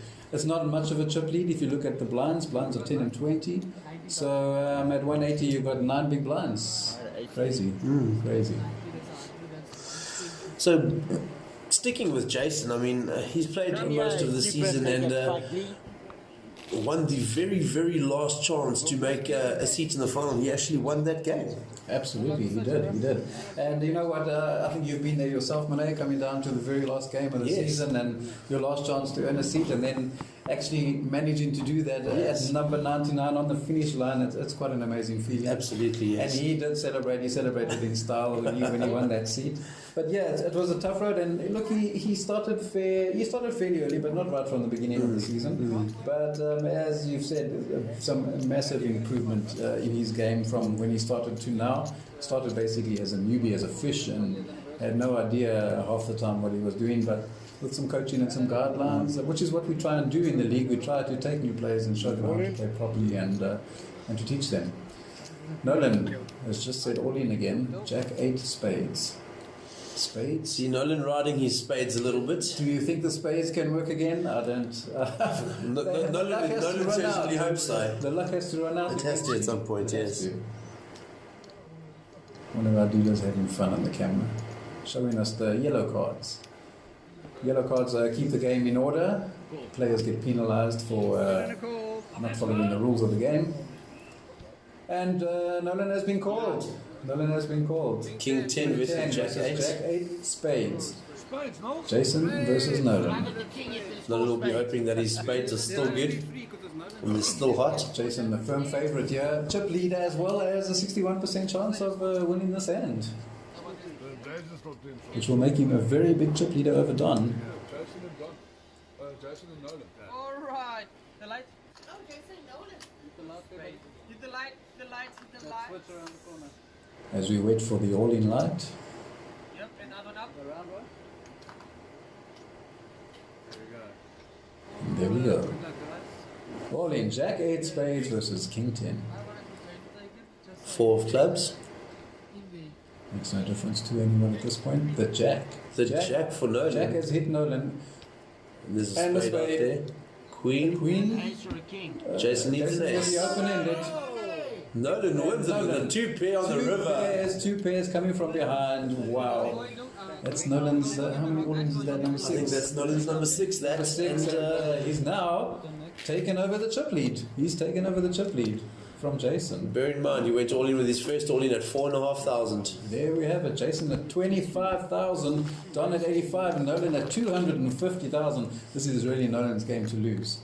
Nolan's game to lose at this point. At this stage, if Nolan loses it from here, he's obviously thrown it away. But I think definitely his game to lose from this point out. Absolutely. And Jason down to less than 2 big blinds. That's really tough place for him. Ooh. Jacks. This is Nolan. Jacks for the chip leader, Nolan. Nolan is all The in. dealer suggesting that he's going to be showing his funny hands.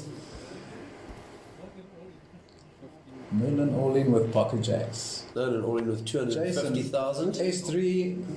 Jason lets it go with Lets less than it 2 go. blinds. Wow, he lets it go. That was tough. Don was 8-10. 10, and he let Let it it go. go. So Don, we expect Don to be fairly tight at this point. Is that fold by Jason with ace with less than 2 big blinds? Would you have called that? No, I would have been in. I would have been in, to be honest with you. I think that's Jason's first misstep I've noticed this game. Especially when you're so very, very short stacked. Now down to less than a big blind and really leaving it up to fate. Jason with a king 8. King 8. I wouldn't even say if he actually wanted to hand it. And he's all in. All in there, right? When I'm all in. Don, 2-3 spades. And he'll make the call. Okay, we got a all in at Lati. Nolan in the big blind. King 3 diamonds. 3 diamonds. Nolan is all in over the top. All in over the top of Don. Okay, well, I'll just call you. Wow, Don is not going to be impressed with this move. And it's going to be debated for months and months to come. Absolutely. Don would be of the mind that 2 players versus 1 is always going to be a better option. And but in the same breath, we're looking at Nolan isolating the player here. Does Nolan want to lose more chips to Don? Does he want to risk his lead? Or does he just want to take out the... You can see Don not very happy with that. Don is not happy. Don is not happy. So Jason ahead, the big favourite here, King 8, 62% over 37. Both players of... Oh, no, we... And there's a Jason takes it very quick to grab his chips. So that's going to make Don even more upset. The fact that Nolan never even won that hand. Jason is still around. Jason doubles up. Triples up essentially. And Nolan sort of made a mistake there that has put Jason back in the game. Absolutely. Nolan with a6, hearts. Now I think it doesn't really matter. Because you're going to throw your stack away next year anyway. Raise to 100. You'll find that if you had a big stack like this, if you're Nolan at this stage, you sort of let the small stacks take each other out of the game. There's 2 ways to play a big stack. You're either going to be super aggressive and sometimes that works, sometimes that just doubles up the smaller stack players. But in a case where you've got 2 really short players, it's best probably just to let them battle it out, and one of them knocks the other out, and then you're facing a shorter stack player for the heads up position, which is always a good advantage. Oh, Goodness. Don with pocket kings. Don with kings. And he has called Nolan. Nolan calls Nolan ace has 6 called suited. A6 versus kings. Don at risk with the kings, but ahead 67%. An ace will knock Don out. Kings and jacks, 2 pair. Yes, it's an ace. An ace will knock Don.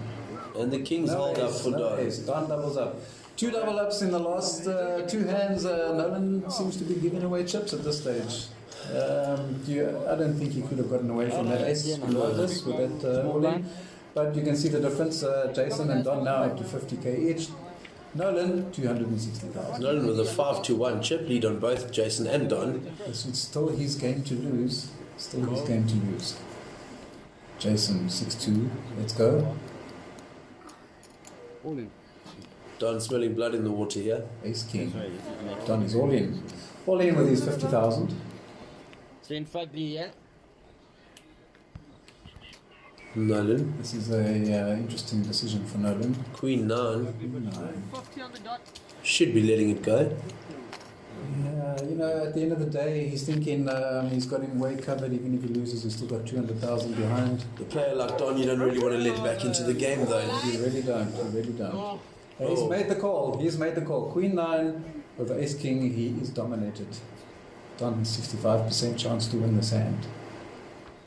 Ace on Ace the is good. flops. As I said, the flops have been brutal. The flops are not waiting around and not giving players much hope. It's all about the flop today. And just like that, Don doubles up. Don to doubles up. 100,000. Now Nolan should start feeling a little bit more worried. Maybe tighten up again and Yes. let Don take Jason out. Well, that's what he would be hoping for. Jason now the short stack at 50,000. Came into the three-way as chip leader, down to short stack. Shows you how quickly the game can change when you get to this Small level. blind, big blind. 3 players left with massive blinds. Should be an interesting run.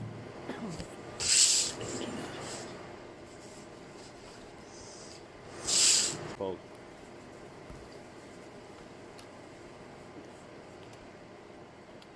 Don on the small blind. Oh, he's getting cards. Don has been running hot. Aces again, the second aces we've seen at this final table, and both times Don has had them. Last time he doubled up with them, will he double up this time? Oh, no. Nolan was 8-7. If the 7 was a spade, he would be calling. And Nolan lets it go. So yeah, we'll be focusing on the 9 players at the final table, and you know what? Kudos to them; they've really worked hard to get there.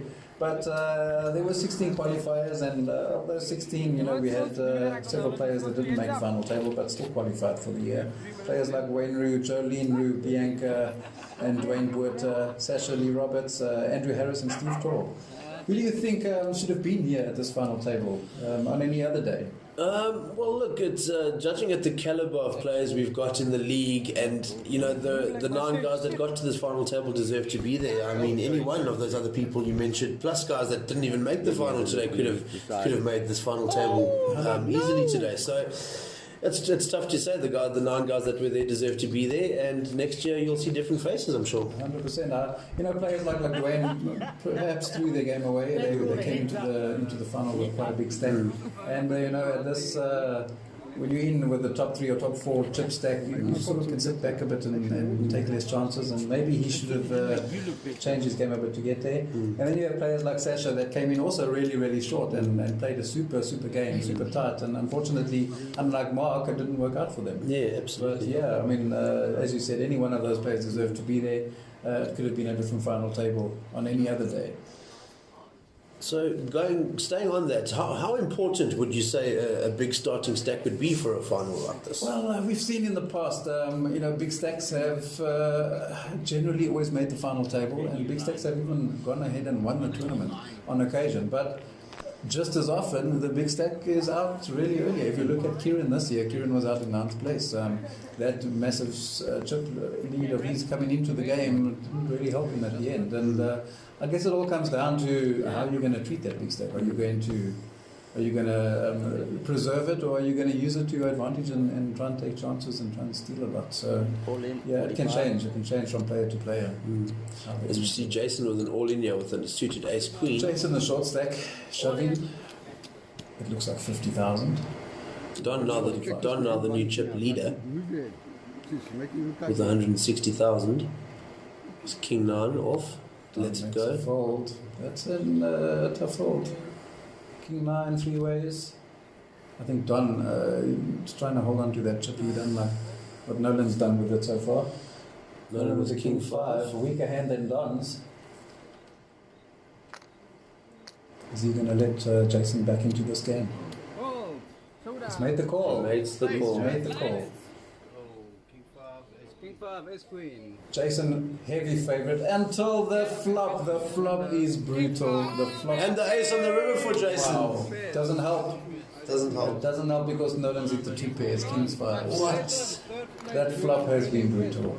Jason Marsden out in 3rd place. What a run from the new player. Great result for 3rd place. And that puts us into heads up. Don on 150, Nolan on 210. Nolan, historically a very, very aggressive player, heads up. Don has his moments where he could also be very aggressive. This could be either a very long heads up or a very quick one. Oh, first hand and Don is all in. King 8. Don's deciding he's not going to sit back and let Nolan get lucky. Nolan with a king 7. Folds it. Folds it. This is going to be a fairly quick heads up match, I think. Both players are fairly aggressive. And they win it. But at the same time, both players are really hungry to win this championship. Nolan for the 2nd time, and Don for his first ever win.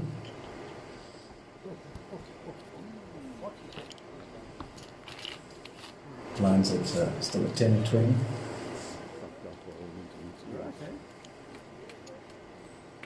Don first to act. Yeah, he wants to be the fucking Oh, winner. he opens with an ace queen. Ace queen. Don is not wasting any time. Don He's all in. shoves with the ace queen. He's all in. Nolan, queen 3. If the 3 was a spade, he'd be calling. I don't know how long you can ride that spec, but surely it has to run out of luck eventually. Don now in the big blind, 20,000. Nolan in small blind. No, 9 minutes, man. So plenty time, brother. Don't worry, there's 9 minutes. 9-5 suited for Nolan. No, it's not. Nolan moves all in. Nolan making a move on Don with a 9-5 suited. This is a definite bluff hand. 155, I think if Don has anything worthwhile, he's calling. 6-2. I think Nolan got lucky there. Nolan got You really can just see the look on Nolan's face when Don turned his cards over. Yeah, there was a bit of Hollywood there. There was a bit of Hollywood. Oh, why'd you fold? Meantime, he was hoping to hell that Don was going to fold that. Absolutely. Okay, I'll think about Don in the small. Take 5 minutes to think about it. Take king 5. Can you fucking believe he called me with that? These two players really not wasting any time today. Don with the ace 6. Don is all in. All in with an ace. Up to Nolan. 9-3. He's not Let it falling. go. Cecil battle this. Don with the chip lead. Don has taken the lead further now, 205. Yeah, really tough to hold on to a lead when blinds are so big, but that's what's going to make this heads up so interesting. It's really a seesaw, as you said, balancing act at the moment. Jack 10 for Nolan. Moves all And in. he's all in. 10 jack. 10 jack. In the window. Oh, ace jack This for is Don. the hand. Don is not folding this hand all heads This up. is the action hand. And it's called. Don with 72%. Slowly. Nolan will be hoping the ace doesn't come.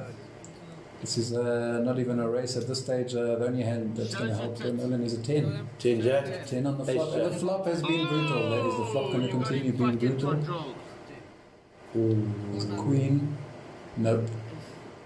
no brutality. It comes down to the last card, and that is that Ace High wins the Don tournament. Texas. Donovan Harris, What a win. Grand Champion 2019. What an amazing comeback from being all in and low stack very shortly ago. Nolan, unfortunately, really did well, but I think he made a few moves that He did make a few risky moves, but well done to him on making it that far with a 4,500 shove early on in the game, and well done. Yeah, but there we have it. Our Grand Champion 2019, Donovan Harris, takes it down. 16 players who attended, and this is our winner. Very deserved winner after the day, and I think for most of them, they also flew under the radar a bit, quite a bit, and he came out on top. They absolutely did. Yeah, great game, great win, and a fitting end to the year. Have you got anything to say Absolutely. about this year and about your win? Will be interesting if you can go back to back in 2020. Nobody's ever done that, so that would be very interesting, absolutely. And that's it, ladies and gentlemen. Thank you for attending our 2019 Grand Championship.